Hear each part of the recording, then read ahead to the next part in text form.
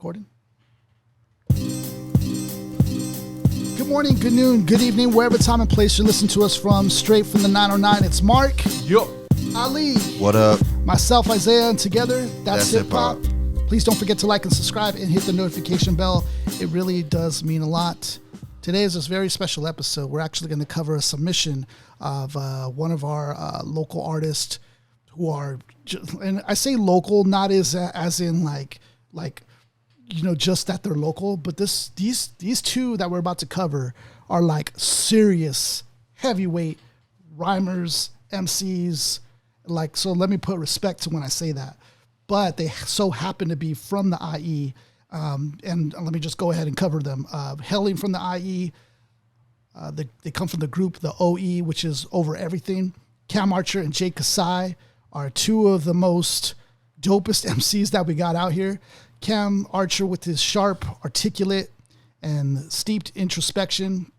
He thrives in dense multisyllabic rhyme schemes, layered wordplay, and references that range from pop culture to philosophy. His delivery is precise, often weaving together vivid storytelling with self-reflection, flipping between bravado and vulnerability with ease. While Jay Kasai's rap style is moody, introspective, and cinematic, he leans heavy into the narrative cohesion and concept-driven writing, often structuring projects like films and recurring themes of self-doubt, identity, and redemption.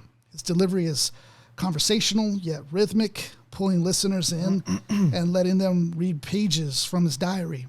It's filled with internal rhymes, vulnerable storytelling, and anime film references. Together, they are a part of the Over Everything collective. We got Cam Archer and Jay Kasai with a track that is called Asteroid Blues. This one is a very special one.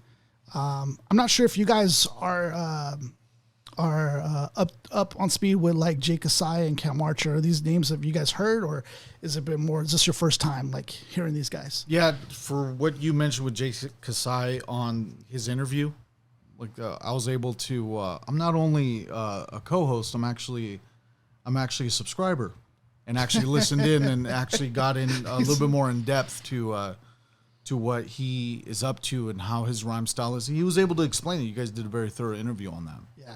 Well, peace to him because he was pretty open on that too. So that usually helps a lot. What about you, Ali? Have you? Is this your first time listening to these guys? Definitely my first time listening. I enjoyed the song that we're about to cover. I like the contrast in their styles. I think that's very important with a duo or a group. You don't want it where everybody sounds the same. Yeah. You know, whether it be vocally or even like bar structure. You know what I mean? Things like that. Like if you get two guys that sound the same, like I said, whether it be vocal tone or schematically as far as their rhyme schemes, it can be a little overwhelming. If it's two people that sound the same, it's like, what's the point of two people? Yeah. So the fact that they're very distinct in there, not only in how they structure their bars, but vocally, that was definitely a refreshing thing to hear as we dove into this song. Yeah.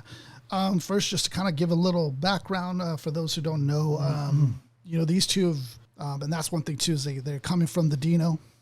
You know, how big is that? Coming from the Dino, where like not so long ago we didn't have voices like this. We didn't have people coming out of anywhere. Trying to make anything thrive in the city of San Bernardino is or the IE tough. in general. Yeah, it's very tough to do, and if they peace to them for their resilience in that, because it takes a lot. You just nothing. With all due respect, nothing grows in that city overnight. It takes a long time. There's no city involvement with any of the things that come from community development. Right. So, what do you guys think about like listening to style? What do you guys think about style wise hearing?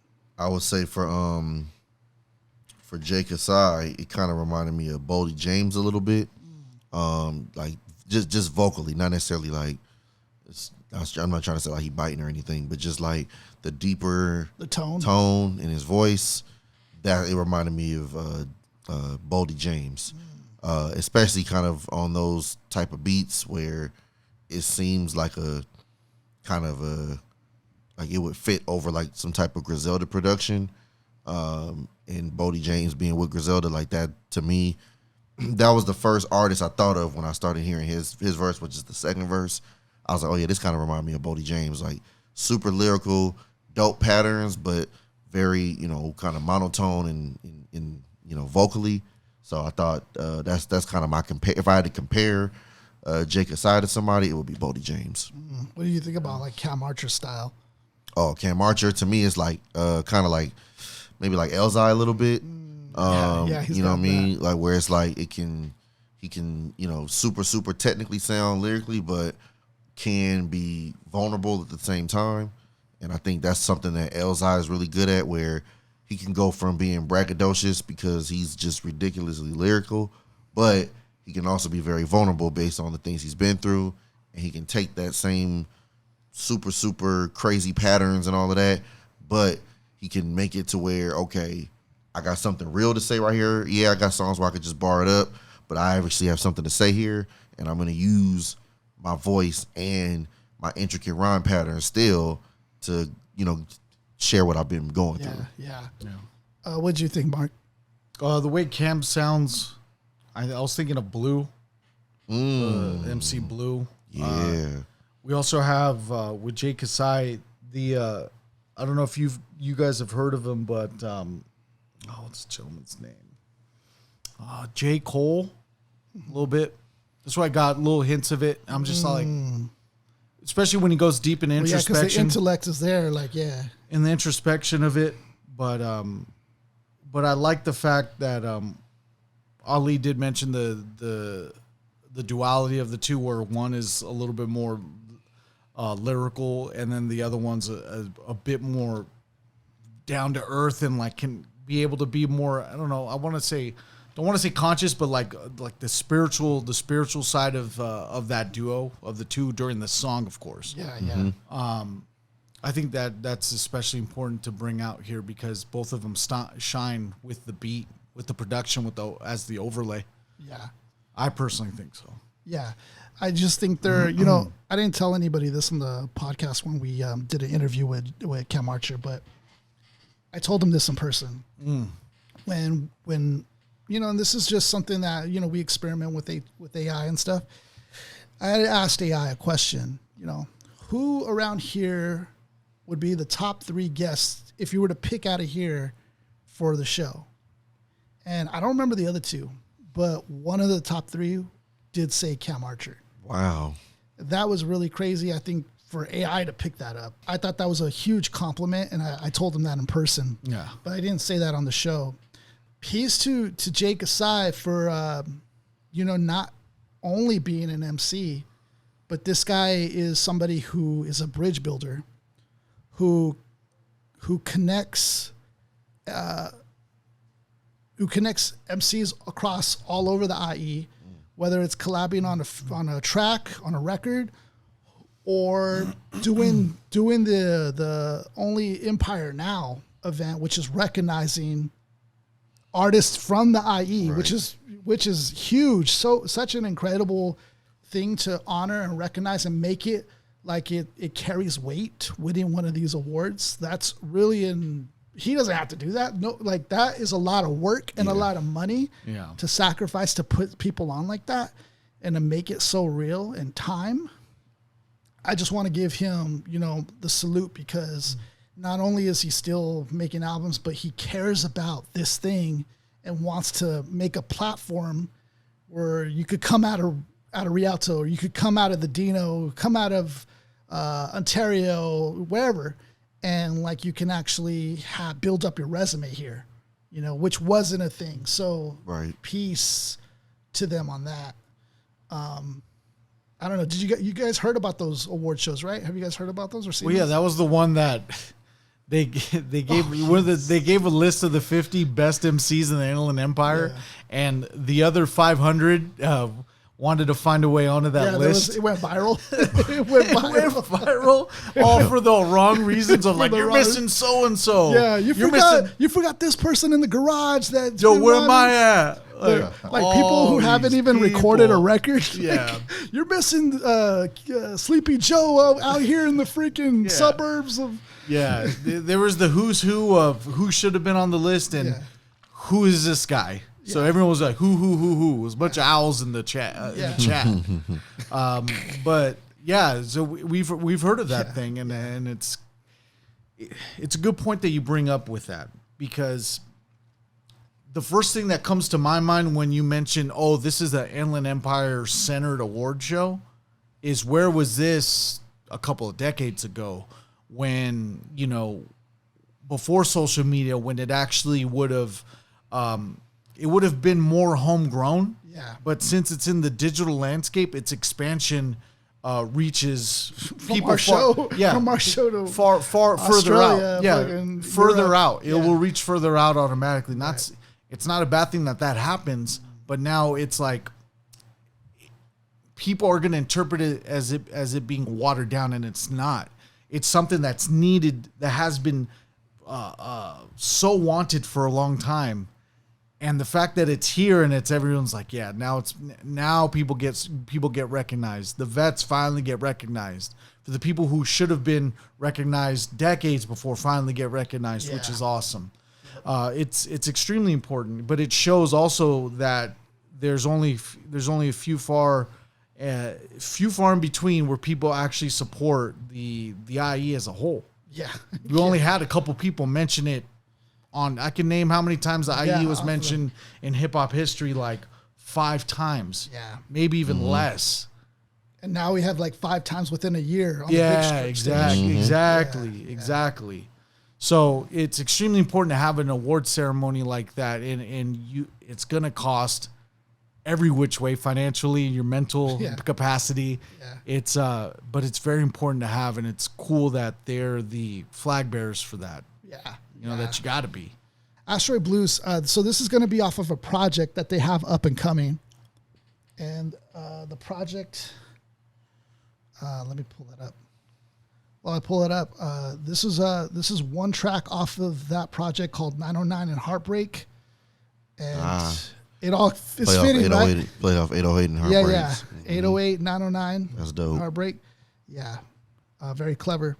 And then Asteroid Blues, that's also kind of clever too, because Asteroid makes you think of the cosmos, but then also the blues. Mm-hmm. And that's exactly what we're getting out of this track with Cam Archer and then also Jay Kasai. Who wants to try to take on? I'll do it. This is Cam Archer's verse first. Okay. It's metal rains on my mental through the astral plane. My lowest lane collapses as the sand falls from the glass's frame. Okay, stop there. What are your thoughts already, Ali, just from that first line? Metal rains. So you already got a play on the hourglass. My lowest lane collapses as the sand falls from the glass's frame. So that's a play off the imagery with the hourglass turner. So I thought that was dope. Just metal rains, like that's just the imagery right off the bat. Imagery. So you're thinking about like raining metal, like, but on your mental, it's like that heavy. You know, it's heavy on your mental. And that's exactly what an asteroid is to. It's just because an asteroid is technically like metal, sulfur, or whatever. Yeah. Yeah, raining down. That's crazy already. The lowest lane line is going to imply that Superman. It's Superman, right? Or it's just a super omnipotent being. Yeah, it's the symbolism of my lowest lane. Yeah, which he would be the god, Superman, of course. Right. Yeah. And that also plays because Superman comes from the cosmos, so he's not really an Earthling here, right? Just like Goku. Yeah. But then also too, like I love the fact that he's metaphoring the way he's navigating heartbreak as like trying to navigate the cosmos. Mm-hmm. That's the deeper, higher brow stuff. That's like out of all this rapid fire imagery that we're getting, there's also this underlayer, deeper metaphor of like, this is how complex navigating love is. Yeah. That's crazy. Yep. In line. For every hour we wasted, now arguments are tame. Augmented lenses mirror the messages. I won't live again. So enhanced lenses, augmented, mirror the messages I won't live again, reflects back to him, letting him know that he won't live again, that this life is it's finite. Yeah. There's going to be a beginning and an end to this. Yeah. I like the technique. I always see this in Calm Archer's work. Metal reigns, mental, that word metal, mental, very close in sound, but also he does that with arguments, augmented. Like it's very word bendy. Arguments, augmented lenses. Yeah, so I love that, and it's also in a way a mirror in itself. Yeah. For every wasted Tame down. in a game. Yeah, tame in a game, and then he also it's almost like it kind of stretches across bars, like the astral plane, glasses frame, tame, cockpit, darkness, sparks lit, lips. See, so it's like it crosses through the whole bar, that technique, which is also pretty sick. I like that. Tears in the cockpit, co-pilot, my darkness, the dark night that sparks to feel fire on my cold lips. Ooh. That part, it went over my head a little bit, like the tears in the cockpit. Did any of you guys get that one? If co-pilot's the darkness, his darkness, then he is the pilot, which is emotional because he's probably next to his darkness. Wait, explain that again. So tears in the cockpit. He's in the cockpit. He's in the cockpit. Right. Co-pilot's is my darkness, which means that he would have to be the pilot. Right. And that his emotions are the darkness of his emotions are so intense that he starts producing tears in the cockpit. The dark night that sparks to feel fire on my cold lips. So that could go a bunch of ways. I mean, the Dark Knight, with these lyrics, the Dark Knight is the Batman illusion because he has night as Knight. Right. That sparks to feel fire on my cold lips. And you could also, double entendre there. You could also be like the Dark Knight, like the night. Right. Like nighttime. The literal Dark Knight. Sparking, to feel fire. Then you got the connection with Batman and Superman. Yeah, the connection Lois with Batman and Lane, Superman. first part. Yep. Batman in this one. Yep.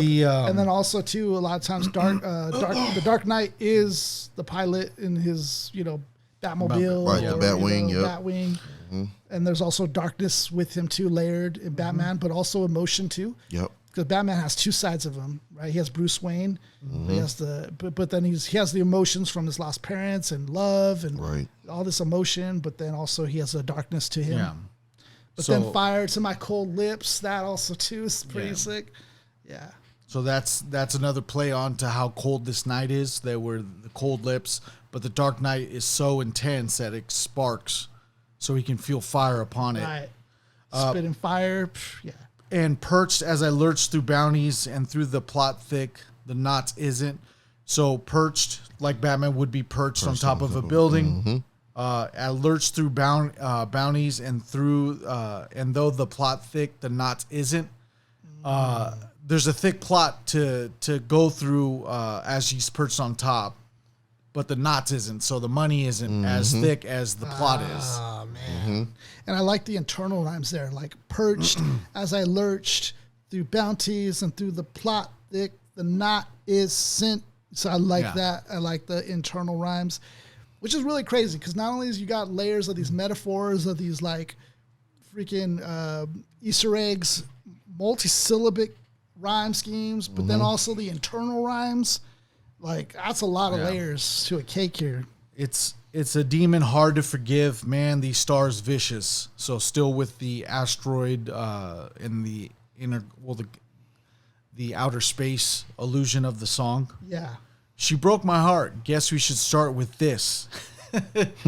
That should have been the top of the bar. He's trying to imply. Art fixated maker of pain. Wait, Mark, can you go back on that line? Sure. That one that says, "Man, these stars vicious." What did you get out of that?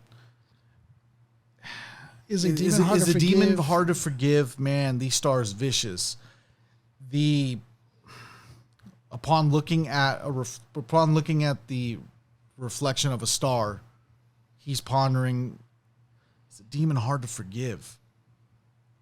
Well, a demon would be like, I mean, demons obviously evil, you know, and so, yeah, it is kind of hard to forgive a demon. It's like trying to forgive a Hitler or something. So that's obviously like a moral question. And it's about as, I think it even goes back to the other bar where you saw the plot thick, but the knots isn't, where the plot is as thick as this issue of, hey, is a demon hard to forgive? Like posing questions after that is kind of helping out the plot thick. It assists it even after the bar's impact. And then, man, these stars vicious. I mean, that still kind of plays to the asteroid still. Well, no. The star's vicious. It could be an implying of the fact that this, you know, each star is a sun, which is constantly burning fuel. And it's there's nothing pretty about it. No. This is constantly just fuel, fire, and it's a perpetual explosion. Yeah, that makes sense. So like that could be it. Even the stars are vicious. Even the stars are vicious. Right. So in a way, you know, that relates to like. Yeah. That question that he just asked before that. But then we have the next bar where she broke my heart. Guess we should start with this. So the star could, you know, you're a star in my eyes. When you tell a girl that sometimes, you know, these stars are vicious. And then you go with she broke my heart. Well, yeah, a lot of things in this life, including women, tend to do break hearts. And are vicious. She break my heart. Guess we should start with this. That would have been he's basically implying that, yeah, these stars are vicious. Oh, wait, she broke my heart. Guess we should start with this is where I'm getting at. I probably should have started with that. Yeah. Art fixated maker of pain in his own prison. Rose given, never saw that she accepted it. So that's playing on The Bachelorette, The Bachelor, when they offer the rose, they can accept it, right? I'm not too keen on reality shows, but I've seen brief glimpses of it. Art fixated maker of pain. I'm sorry to go back and forth on this, but I'm just art fixated maker of pain in his own prison. So he's just his own enemy, his own, you know, he's drawing up these illusions based on the fact that he's making them and he builds the confines of him, thus making his own prison. Right, because as an artist, you always feel like you're kind of like, I don't know, you're in your own struggle, you know, trying to make it, or just trying to put out good art. Like you're in your own box, trying to like. Yeah, where you're in, like if you're doing literal art, you're in the confines of what you can, you know, think of, or if you're a lyricist artist, you're stuck sometimes within writer's block. So it could be that too, where you're writer's block, you're stuck within the confines. You can't go out of it sometimes. Writer's block is a real thing sometimes. In his own prison, rose given, never saw that she accepted it. I also just want to add on to that. Like if I were looking at this from his point of view, I would say that I'm always fixated on creating art. Like that's all I'm going to do. And sometimes that might even cause trouble for like those who want to be near me, because I'm so like kind of stuck in my own prison of like wanting to create art constantly, and I'm obsessed and I'm passionate about it. So that could also cause some strain there or tension. Rose given, never saw that she accepted it. So, you know, what you offer you offer a rose to a woman, she doesn't accept it. That kind of is the telltale sign she don't love you. The glass within the rear view showed me no image. So she's not even back. She's not even back as in your rear view as you're going forward. So she never was there, perhaps. But the devils make me laugh just for a second. I thought about it when I read that. I was just like, wow. So he's that determined to believe that she would have been there. That he's like, nah, they're just playing with me. She had to be there. They're playing with his mind. You know, that's crazy. That's what love does to people sometimes. You know, there's times where we just get, you know, we do a little bit more than the benefit of the doubt for our significant other or the partner that we want to be with. Right. Recaps are precious. I'm clutching on every fragment. So going back to the last two bars, it's the memories, the rear view showed no image. But like, look at the word choices here. Recaps are precious. I'm clutching on every fragment. Like the word choices are every fragment top of like tier. every frame of a Yeah. recaptured moment that you see. It's kind broken memories. I think the and best stuff. way to bring symbolism to that is when Tom Cruise is flicking through frames in Minority Report. Yes, yeah. Yep, that's a good image of that. And the fabric of her essence. So fragment to fabric. On every fragment and the fabric of her essence. Not sure we was forever, but now our spirits tethered as we fly through the cosmos, wishing for her presence. I thought Shakespeare was dead, y'all. So it's like lost in time forever still. Like that never goes Yes, away. that what never happened, does. happened. It's locked forever. And the spirits are tethered in the memory of his love for her. Maybe not on. It doesn't show. There's no evidence that their love is being reciprocated. Right. But he's tethered to her, and wishing for her presence kind of shows me that he longs for her. Oh, he still misses her. That's a deep. crazy verse. I'm gonna have to take a few of these bars, bro. Like, It's hey, crazy I'm because a- like first listen, I missed all that, bro. Like I missed all of that because I'm listening that to like just the lyricism, Right. the cadence, and I'm like, oh, this is ill. That's why reading it helps. Yeah, Reading the lyrics helps. I missed all of that. So I appreciate the layers to this and like the writing and the word choices. That's to me another sign of a great MC is the word choice. Oh yeah. You know, like when we pointed out earlier, to me, like that's not the average flow. It's not the average lyricist. That's not the average Shakespeare. Like this is Right. This is somebody who is going a little bit more like an author. Like you know, the word choice is so important to imagery and to like, to say so much with the word. You know. he doesn't. Cam doesn't forget that this all began with poetry. Yeah. He doesn't forget that. Nah. He knows. I believe every time I read these lyrics, I feel they are rooted in poetry and they expand out to rap. Yeah. Right. And that's to me the best type of rap you can get. And like best way, like this dude to say all that without really saying much, but said enough where you feel him, but you don't know what's going on. You don't know what happened. You don't know the details. Yeah. But the important thing is that you feel him. Yeah. Right. And you want to know more. Right. You want to know more, yeah. But you got the feeling though. You got the message of like, I feel you. Yeah. I know what you're going through. But even though I don't know what you're going through, No, but I want to know the end of it now. Right, right. Hey, did you guys get back together? What's Yeah. going on? Were you guys ever together? What's going on? Right. I'm all up in this now. Yeah. He got you invested. Ali, you think you have the courage to take on Oh the yeah. size? Yeah. Stuck inside these silly walls. Questions why I'm still involved. Okay, Acting. stop right there. I like already just the cadence and Yes. the difference. And he has a different flow to him. The flow is crazy. Complements it perfectly. The voice, the tone, that also works Yes. really well. He has a good voice for this. Yes. And I don't know, like we kind of described it a little bit earlier, but like that deep, authoritative, commanding voice, but yet it's like laid back, but yet it's like Lupe in a way, but it's also conversational like Drake. Like, so it's like a lot to him that he's doing here. But Yeah. don't get it twisted. Kasai could bar out too. All right. So stuck inside these silly walls. Stuck inside these silly walls. Questions why I'm still involved. Acting I ain't Gyllenhaal. My villain arcs are peeling all. All right, stop there. Yeah. I like this already because he's taking, like you said, the more down to earth approach. So instead of like on the cosmos, he's like stuck in these walls. You know, which is probably the same thing Cam Arch is going through. He's just within the confines of space. Yes. Yes. He's inside the mind, right? Right. And whereas Kasai is Kasai on Earth. he's in the room. Yeah, he's in the room. Right, And yeah. Cam is on the moon. On the moon. In the room and on the moon. Yeah, but I like the choices too. The silly walls. Silly walls. Why silly walls, do you think? Walls that you've imagined in your head. Could be, restraints that aren't really there. Yeah. You know, sometimes we put boundaries and walls. Yeah. For the That's- sake of boundaries, right. silly walls, it's like I could go past this easily. Right, but why am I confining myself to these walls? Questions why I'm still involved. Ooh. Jay Kasai is somebody who is always involved with hip hop, involved with the music, involved with the community.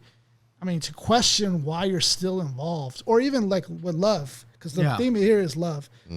So questioning why you're still involved, that's a deep already posing question. Acting, that's one of the bars that you mentioned, Mark. Acting, I ain't Gyllenhaal. Mm-hmm. And now I know the name, but can you just talk a little bit about Gyllenhaal? Yeah, Jake Gyllenhaal. He's probably one of the best standout actors of the 2010s. Almost had a brief moment where he could have been the new Batman instead of Christian Bale. There's a brief moment where he was one of the guys in the running. Damn. When I like the fact that he does mention Gyllenhaal, my villain arc's appealing all. There's moments where Jake Gyllenhaal has a villain role. You don't see it too often because he typically plays a good guy. He has a face for it. But when he played Mysterio, and when he played Mysterio in the Spider-Man, the second Spider-Man joint, that was dope because in a lot of the first act, spoiler alert, but in a lot of the first act, he was an ally to Spider-Man. And when the twist happened, that was a crazy twist. It was an ill twist because it was believable. You didn't believe. You thought another villain was going to show up. That's how believable his acting is. Right. And there was that movie that I like a lot. It was the one where he's like a paparazzi guy. Oh, Nightcrawler. Nightcrawler. Yeah. Ill movie. You guys just got to watch. Yeah. This guy's acting is incredible. And then, so to mention him in a bar is insane. Ambulance too. He kind of plays like an in between hero and villain. But it's usually like a fractured like character like that he plays usually. Oh, those are when he's the best. Yeah, it's and like, that's dope. That Jay Kasai recognizes that and like inserted him here. Like my villain arc's appealing all. The troubled nights are covered like I wasn't in a double life. I looked inside the mirror and nobody's on the other side. Man, just imagery right there.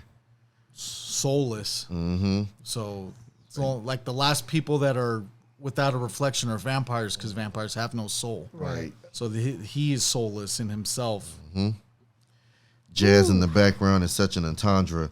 Can you stop right there? What did you guys get out of that bar? Jazz in the background is such an entendre. The fact that you can interpret jazz so many ways. That's a crazy. Is that the fact that there's an entendre somewhere in the background because jazz is playing? Because it could be. It's so that's a crazy. You can look at it so many different ways. Yeah. That's a crazy bar. Mm-hmm. That hits crazy now. Killick versus Cassandra, my ego's responder. I'm fighting with my staff over keys to Rwanda. Stop there. The two that he mentioned there, Killick versus Cassandra. They're from, it looks like the video game Soul Calibur. Anime bars. Yeah, I just googled it because I didn't know who he was talking about. So anime bars. That's another thing too. Yeah, Soul Calibur. Mm-hmm. Does it say anything else about that there, Ali, about those two? Because I'm not well versed on anime. Yeah, it's the game Soul Calibur 6. Soul Calibur. There are two characters that fight. I don't know the story behind it. I literally just Googled Killick versus Cassandra and I just see a bunch of videos of them fighting in Soul Calibur. So you could probably just think an intense battle between two rivals, perhaps. Which would be I think within the story you're gonna find out Killick versus Cassandra. There's like something between them. Yeah. Where my ego's responder. So that means he's like he's able to go back and forth. It's the Vegeta to Goku sort of deal. Like it's like the antagonist. Mm-hmm. Yeah. Right. I'm fighting with my staff over keys to Rwanda. Meet in a hotel with my demons and monsters. Like that right there, got the Hotel Rwanda reference. Thought that was dope. It's like my learning doesn't help working on myself. Itadori, I'm turning on myself like the one. I want to go back to that. How does it relate to this story? Like him mentioning Hotel Rwanda. Like how does that relate to this theme? Is there something else there that I'm missing that it relates? When he says I'm fighting with my staff over keys to Rwanda, so in Hotel Rwanda there was the big issue of should we leave the hotel because they were safe within the Hotel Rwanda? Right. So it was like a moral dilemma. Yeah.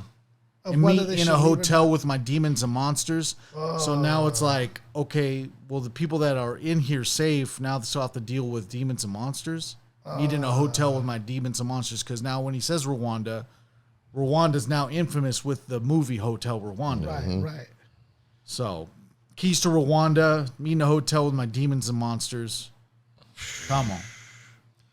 That's a crazy metaphor then. So it's used as a metaphor. Yeah, to where you're safe, but it's like, no, there's demons and monsters here. Man. It's like my learning doesn't help working on myself. Itadori, I'm turning on myself like the one. So that's another. Hold on. So Itadori, that's another anime character. And looks like it's called Jujutsu Kaisen? Jujutsu Kaisen, yeah. Mm-hmm. That's a popular one too. I've heard the name before. Mm-hmm.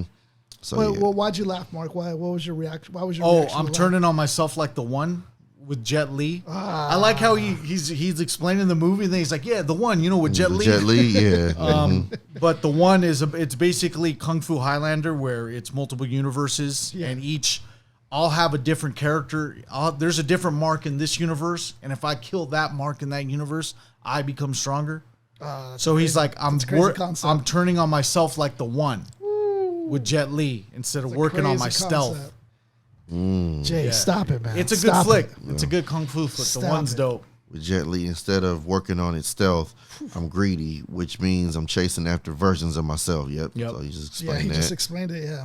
I'm an enemy. You did all the work before we got to that part. I'm an enemy. Still, Gyllenhaal imagery's enter me. Not in need of the sympathy. I'm chemically missing things. It goes the technique. It's a beginning bar too, because there's a movie with Jake Gyllenhaal called Enemy. I think it's Enemy or Enemies. Yep. That's true. That's right. I'm an enemy. Still Gyllenhaal imagery's enter me. Not in need of the sympathy. I'm chemically missing things. Get it? I need my tendencies treated like injuries, conducting my dysfunctions such a beautiful symphony. Woo, that's a crazy. That's dope. So the chemical, something chemically depending. He's missing like drugs or something, maybe, or just the chemicals of love, or what? What do you think? Well, I need my tendencies. Yeah, it's kind of the habits of us resorting to drinking, to drugs, to whatever. Treated like I need my tendencies treated like injuries. So cure. It's my pain. Yeah, that's what we're doing every time we're a stressful day. Have a drink, blah blah blah. Get a drink or whatever. Yeah, conducted my dysfunctions like such a beautiful symphony. So that's crazy. It's kind of like it's kind of like the cause and solution too. Yeah, where he's now it's like, okay, conducting my dysfunctions such a beautiful symphony. It's like, this is such beautiful music. I like doing it over and over again. Mention his tendencies and all that, where it's like, this is why I like it, But it's a beautiful symphony once it's done. It's his own, and I like that somebody said this. Like, everybody has like their own opera when you really think about it, if they tell their truth. Yeah, and that's like essentially what Jay Kasai is saying here. That's crazy. These commitments like a spider web. I died to be alive. Instead, writing all my lies. I'm steady writing while she rides the web. Caught inside is fine. I guess my life is by design. Let's take a ride to where you'd find me dead.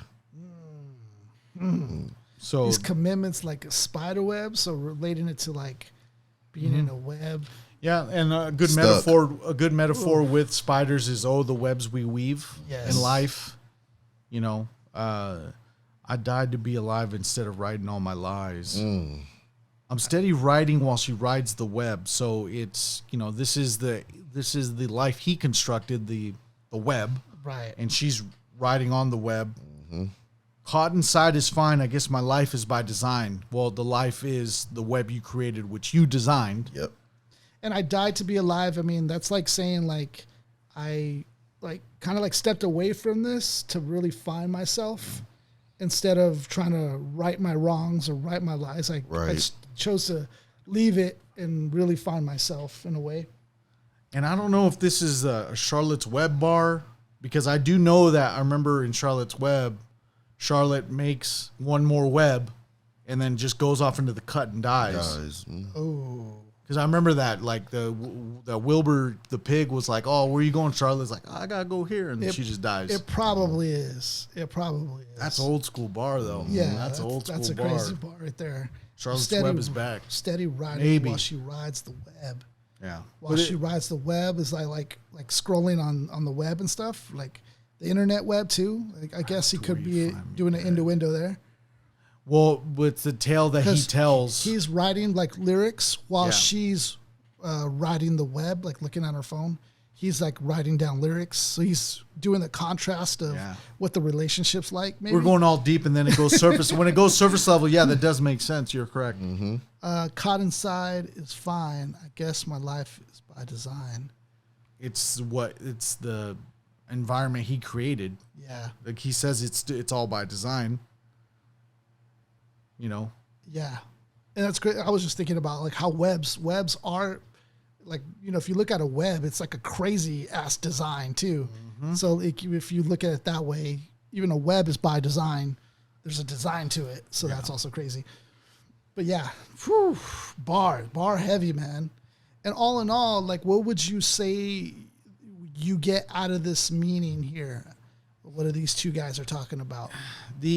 From what I have heartbreak and loss, self-reflection, identity crisis, and mixed in with the creative expression of it.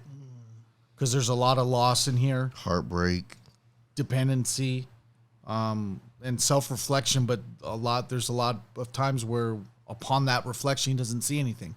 There's two moments in this where reflection is looked upon and no one is behind, whether the love of his life or himself.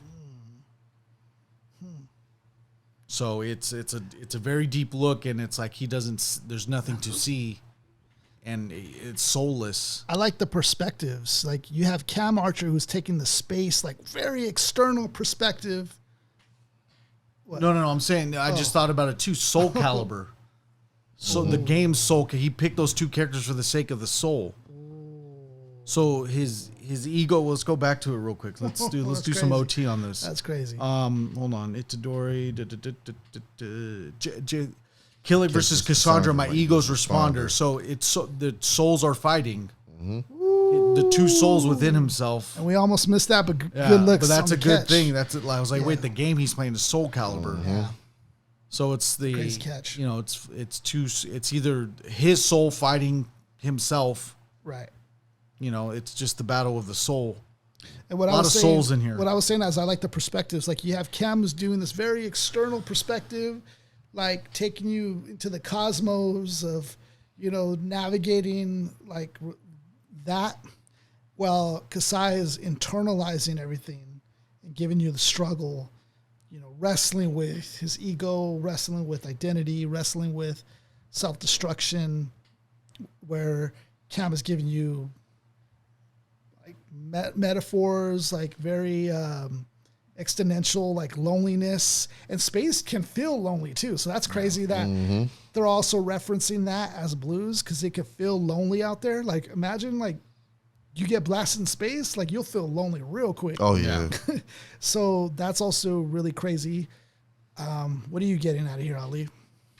Lots of images, very abstract way to both deal with heartbreak, mental, internal struggle, lots of images and metaphors to describe internal struggle.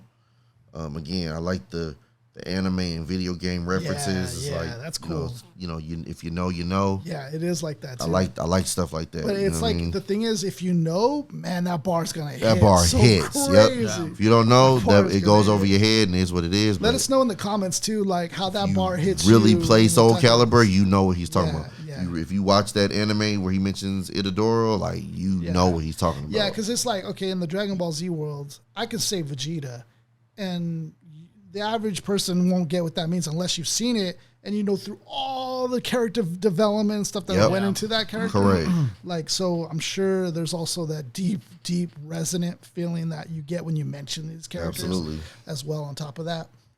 But dense rhyming is an understatement here. Oh yeah. Like, their lyricism, it's like you almost kind of think, why go that dense for it? You know, it's like, so many times as an artist, it's hard to get people to listen, but then also when you get them to listen, it goes over people's heads. So it's like, I could appreciate when artists go in like that, even when there's probably little recognition for it, right? But that's why we do this here. It's like we do this to recognize, you know, those who are going in like this. So, you know, peace to Cam Archer, peace to Jay Kasai. This was a dope single record. Asteroid Blues. If you guys don't know, like, go check it out. They also got an album that this is off of, which is the 909 and Heartbreak. What are they doing? What are they doing out here? So, yeah. Final thoughts, gentlemen. Can't wait to hear the album. Yeah. Dope track. Lots of, like I said, love the imagery. Love the Easter eggs. Yeah, want to hear more. Man. All right, so peace to Jay Kasai, peace to Cam Archer. Thank you guys for the submission. And of course, you know, if you guys are looking to have your guys' stuff reviewed, go into the lyrics and talk about it, you know, you can hit us up on our website or email. That's hiphop909@gmail.com, or you can go on our website, which is that's hiphop.net. So make sure you reach out or just mention it in the comments here. Let us know what you guys think of these bars here and Jay Kasai and Cam Archer. If you guys have seen them perform or had interactions with them, the conversation continues. Yes. Mark, can you go ahead and drop it on them? To the MCs, if you drop a mic, drop a like.